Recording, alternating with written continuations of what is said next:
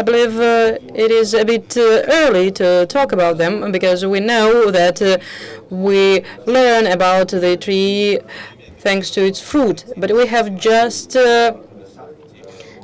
tried to start to grow the tree, and the fruit of the tree will be the measures of support acting already in the Far East. And I would like to thank Mr. Rapik because this Russian Expert Center is one of the platforms, and Russian-Japanese Business Council is one of the platforms for us and for our cooperation. And if in April in Tokyo we said that the law on priority development area became effective on the 30th of March, and it is a separate economic area in the Russian Federation, I would like to bring some news to you today as well. Yesterday, a governmental decree on coming up with an agency of investment attraction in the Russian Far East was signed, and it is something analogous to JETRO, if you wish, and we understand perfectly well that it is not enough to come up with the environment and infrastructure and tax benefits. It is not enough to simplify administrative support. In today competitive struggle for investors, our country and our region sees it's critical to promote and to sell to our potential investors the initiatives that we are implemented. And Agency on Investment Attraction is a classical investment promotional agency that exists all over the world.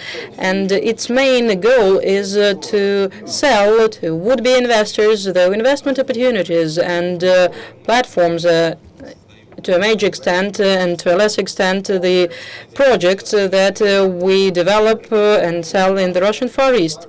And we are fully aware that apart from infrastructure and administrative barriers, one of other restrictions in the Russian Far East is shortage of high-skilled labor force.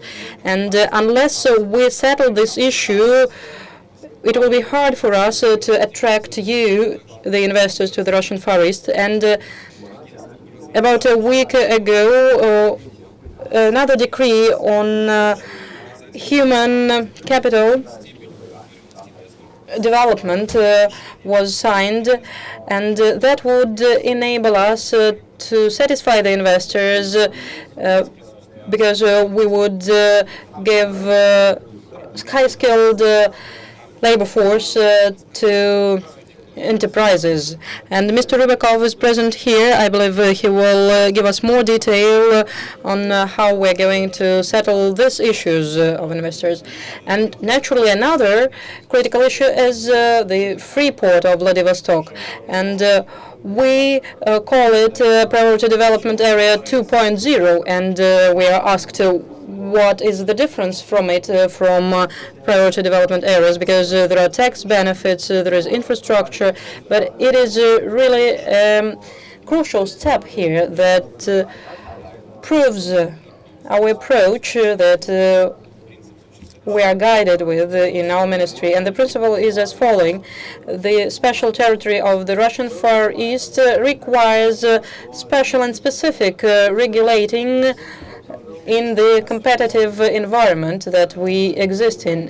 And particular features of this regulation have to meet the challenges that exist and use up the opportunities that we enjoy now. And Vladivostok Freeport is already over 40,000 square kilometers, so that is a large territory, and it is comparable with it is hard to say what, because it is really a large territory, and a lot of companies that are residents of Vladivostok Freeport, and that is dozens of thousands of companies, would be able to use preferences, free trade, simplified tax regime, and administrative barriers that would benefit all the residents of Vladivostok free port.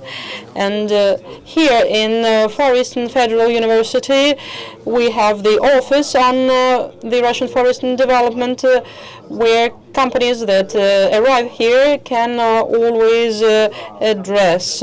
And we would promote it, sell our opportunity to our would-be investors in this format, in B2B format. And Mr. Murayama, you have my business card with my contact details, so please address me when you need additional information. Thank you very much for your attention.